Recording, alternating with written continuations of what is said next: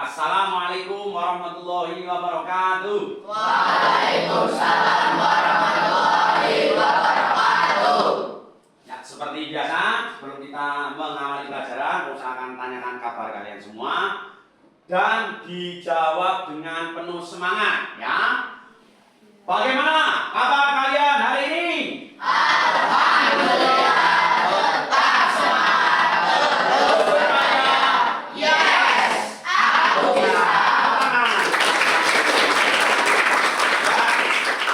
Pembelajaran ini akan semakin berkah kalau kita awali dengan berdoa. Maka mari kita berdoa dulu. Silakan ketua kelas dipimpin semuanya, kita berdoa dulu. Teman untuk siap.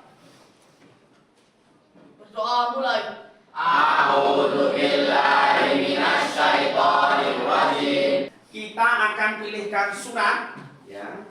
Surat Al-Baqarah ayat 1 sampai 2. Berarti di halaman awal setelah surat Al-Fatihah. Sudah? Ya, sudah ketemu. Nah, hari ini siapa yang memimpin ya? Saya, Pak. Oh ya, oke Mbak Selvi. Silakan dipimpin Mbak Selvi. Shadaqallahul adzim. Ya, terima kasih. Kita sudah bertadarus. Silakan ditutup kembali Al-Qur'annya. Baik, anak-anak. Hari ini kita akan bersama-sama belajar di bab 2, yaitu tentang meyakini kitab-kitab Allah Subhanahu wa taala, menjadi generasi pecinta Al-Qur'an yang toleran. Dari materi ini, Pak Musa akan memunculkan satu pertanyaan pemantik. Kira-kira sejauh mana pengetahuan kalian di awal pembelajaran ini terkait dengan materi meyakini kitab-kitab Allah Subhanahu wa taala? Pertanyaannya, nanti silakan acung ya yang bisa ya. Tidak usah malu-malu. Harus berani. Apakah yang dimaksud iman kepada kitab-kitab Allah? Silakan. Banyak ini yang. Oke, tapi mau saya minta satu saja ya. Oh ya Mbak, ya Mbak, sini ya, silakan Mbak, coba Mbak. Yang dimaksud dengan iman kepada kitab-kitab Allah yaitu meyakini bahwa Allah Subhanahu wa taala telah menurunkan kitab-kitabnya kepada para rasulnya. Oke, tepuk tangan dulu untuk Mbak Celia. Luar biasa. Jadi pertanyaan pemantik ini ternyata Mbak Azilia sudah bisa mendefinisikan. Kamu sudah belajar sebelumnya Mbak? Alhamdulillah. Baik, anak-anak. Cakupan materi dan tujuan pembelajaran dari pembelajaran kita hari ini yaitu nanti kita bersama-sama dalam 3 pertemuan ke depan kita akan belajar dari pengertian sejarah, cara mencintai Al-Quran, membangun hubungan dengan orang yang beriman dengan kitab terdahulu, menampilkan perilaku terpuji dan toleran. Ini cakupan materi dan tujuan pembelajaran kita. Lalu bagaimana agar materi ini bisa tersampaikan, tujuan pembelajaran juga bisa tersampaikan? Kita akan melalui kegiatan pembelajaran berupa diskusi kelompok dengan model pembelajaran PJBL atau Project Basic Learning. Pertemuan ke-1 atau hari ini nanti kita akan membuat infografis timeline dengan bahan diskusi, pengertian, dan sejarah. Nanti dari hasil diskusi ini kita akan presentasikan. Tapi di pertemuan awal ini kita hanya nanti mencoba melihat sejauh mana pembuatan infografis timeline-nya dari bahan diskusi yang ada. Nanti penilaiannya dari sikap, pengetahuan, dan keterampilan. Oke, selanjutnya untuk diskusi ini kita akan bagi menjadi 6 kelompok. Selanjutnya silakan bisa dibuka buku paket halaman 33. Pak Mustafa memberikan pilihan, kamu bisa melihat buku paket di halaman 33 atau kamu bisa melihat ke layar yang sudah Pak Mustafa siapkan. Kamu tinggal pilih. Ya. Sudah semua? Sudah. Ayo. Infografis menjadi pecinta Al-Quran yang toleran. Silahkan diamati ya. Dari infografis yang ada di halaman 33, nanti kamu akan mendapatkan beberapa poin dari pembelajaran kita. Yang pertama, tentang meyakini bahwa Allah Subhanahu wa Ta'ala telah menurunkan kitab-kitab kepada para rasulnya. Itu yang pertama. Yang kedua, nanti kamu bisa tahu tentang bagaimana cara mengimani kitab-kitab Allah Subhanahu wa Ta'ala secara terperinci. Baik Taurat, Zabur, Injil, ada suhuf Musa dan Ibrahim, dan juga Al-Quran. Yang berikutnya, kamu bisa meyakini kebenaran Al-Quran dan kebenaran kitab-kitab terdahulu. Selanjutnya, tentang mencintai Al-Quran. Bagaimana sih cara mencintai Al-Quran? Dari membaca, memahami, menadaburi, dan mengamalkan dalam kehidupan sehari-hari.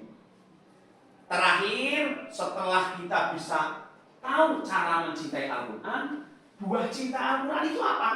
Berupa akhlak mulia dan memahami perbedaan dengan umat yang meyakini kitab suci yang berbeda. Ini infografis dari materi kita hari ini.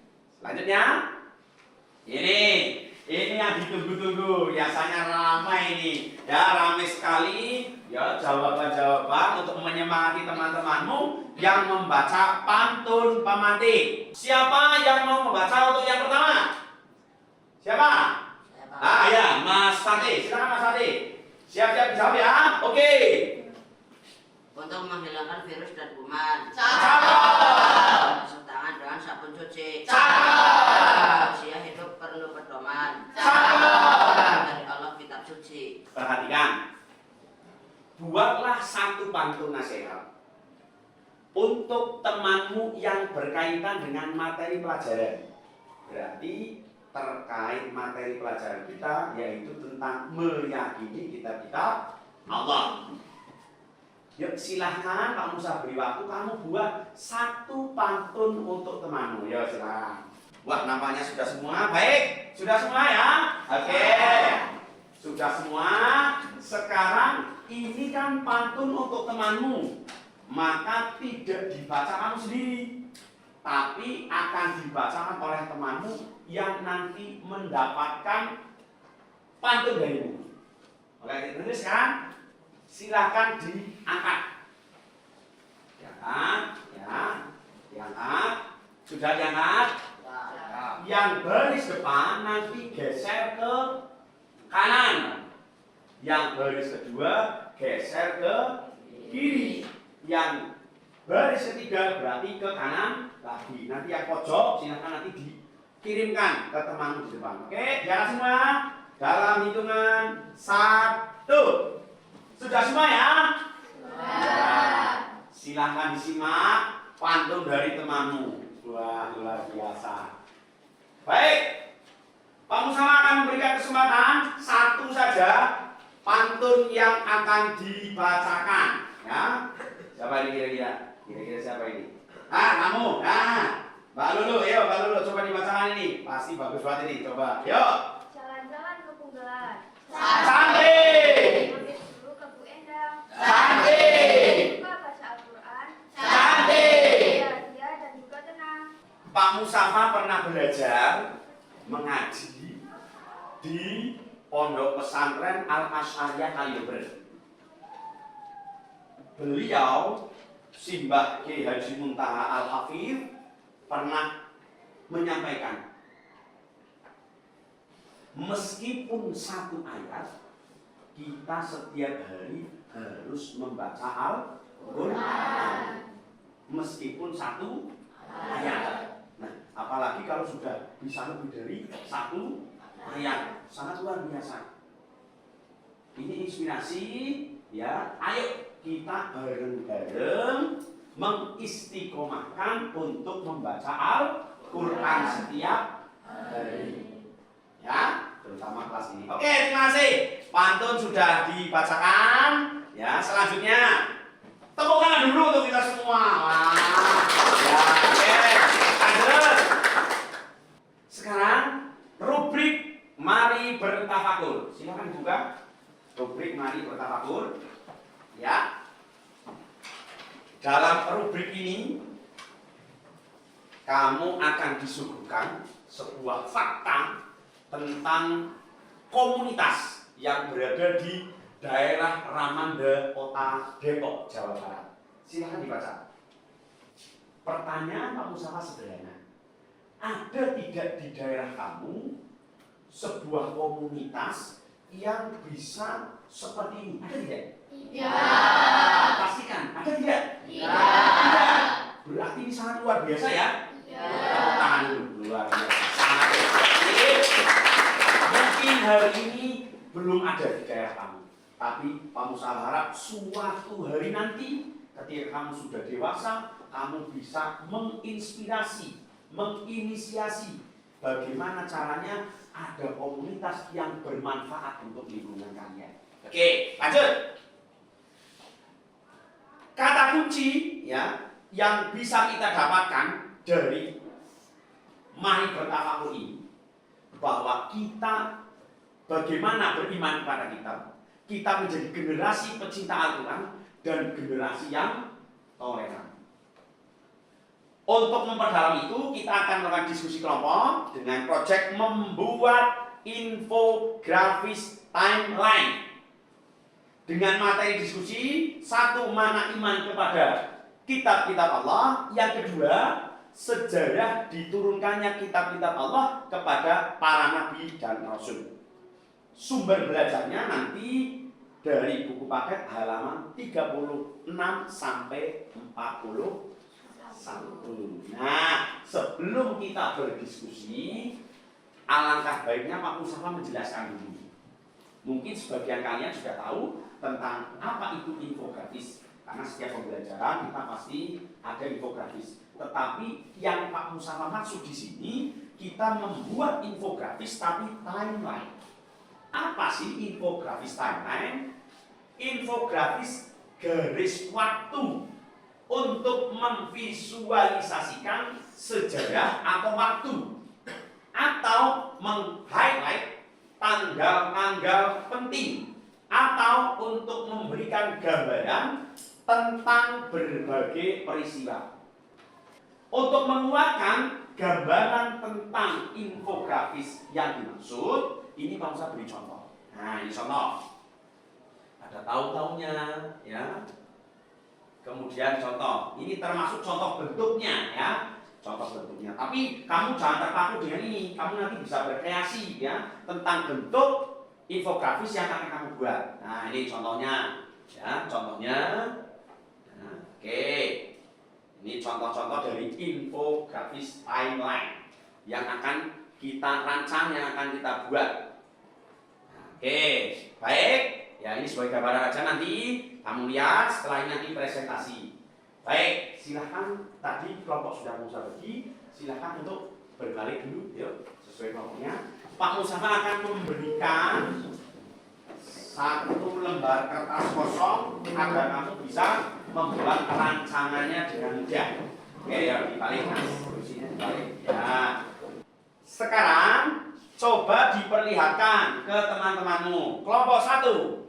Ya.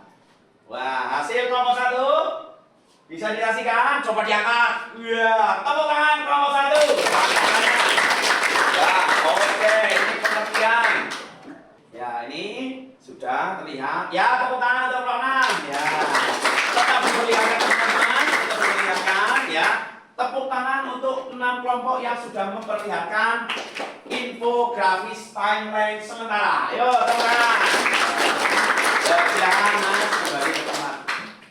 Kembali ke tempat, silakan. Ya. Baik. Nampaknya ini ada sedikit yang harus Pak Mustafa sampaikan. Tadi Pak Mustafa sampaikan. Coba, ya. Ini dari pengertian bahwa infografis timeline di sana ada visualisasi waktu, ya. Ada visual waktu atau tanggal-tanggal penting. Dari tadi yang disimak, ya, memang sudah benar. Pengertian, kemudian urutan turunnya sudah benar. Ya, yang pertama apa? Taurat. Yang kedua Zabur. Yang ketiga Injil. Yang keempat Al-Quran. Namun tidak ada penjelasan tentang waktu. Nah, oleh karena itu silakan nanti infografis yang sudah kamu buat ditambahi waktu di atasnya, ya, tentang waktu turunnya. Ada di bukunya, ada. Mungkin kamu karena kurang memperhatikan. Ada. Ya. Misal nih, kamu sama beri contoh.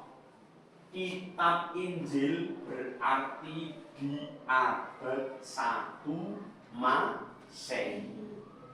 Kitab Injil, ya. Yang lainnya silakan dicari. Jadi waktu ada di situ. Karena infografis timeline. Oke, selanjutnya dari presentasi itu sekarang kita kuatkan materi ya, bahwa ada keistimewaan Al-Quran. Keistimewaan Al-Quran, susunan bahasanya indah, berlaku universal untuk siapa saja dan di mana saja, berlaku sepanjang zaman, tetap relevan dari sejarah diturunkan hingga akhir zaman, terjaga keasliannya, membacanya adalah ibadah. Berikutnya, nama-nama Al-Quran, ada Alkitab yang berarti bacaan, Asyifa berarti pengobat, Al-Huda berarti petunjuk, Al-Bayan berarti penjelas, Al-Furqan berarti pembeda. Selanjutnya, Suhuf. Suhuf selain kitab, ya, Allah juga menurunkan suhuf kepada beberapa utusannya, yaitu yang pertama kepada Nabi Sis alaihissalam 50 suhuf, kepada Nabi Idris alaihissalam 30 suhuf, kepada Nabi Ibrahim alaihissalam 10 suhuf, kemudian kepada Nabi Musa 10 suhuf. Selanjutnya, apa sih perbedaan antara kitab dengan suhuf? Bedanya, kalau kitab adalah kumpulan wahyu Allah yang sudah dibukukan, sedangkan suhuf adalah kumpulan wahyu Allah yang masih berupa lembaran-lembaran. Perbedaan berikutnya, isi kitab lebih lengkap daripada suhuf. Kitab biasanya berlaku lebih lama daripada suhuf. Nah, sekarang refleksi dari pembelajaran kita bahwa kita sebagai seorang muslim harus meyakini bahwa Allah Subhanahu wa Ta'ala itu bukan hanya menurunkan Al-Quran, tetapi ternyata sebelum Al-Quran ada kitab-kitab yang diturunkan oleh Allah kepada para rasul. Selanjutnya, setelah kita tahu itu, maka harus kita yakini, harus kita imani. Bagaimana cara mengimaninya? Ada perbedaan memang. Terhadap kitab-kitab yang sebelum Al-Quran, kita meyakini kalau kitab-kitab itu memang benar-benar diturunkan oleh Allah, tetapi kita tidak boleh mengamalkannya. Sedangkan Al-Quran, selain kita meyakini bahwa itu benar-benar diturunkan oleh Allah, kita sebagai umat Islam juga wajib mengamalkan isi Al-Quran. Ini refleksi pembelajaran kita pada hari ini, mudah-mudahan bermanfaat. Selanjutnya untuk penilaian, nanti kamu mengerjakan RKPD halaman 8-11 dari aktivitas 1 sampai dengan uji kompetensi. Kemudian di pertemuan berikutnya kita akan mempelajari dan berdiskusi tentang cara mencintai Al-Quran dan cara membangun hubungan terhadap orang yang beriman dengan kitab-kitab terdahulu. Oke, pembelajaran kita sudah berakhir. Mari bersama-sama kita tutup dengan membaca hamdalah. Alhamdulillah. Assalamualaikum warahmatullahi wabarakatuh.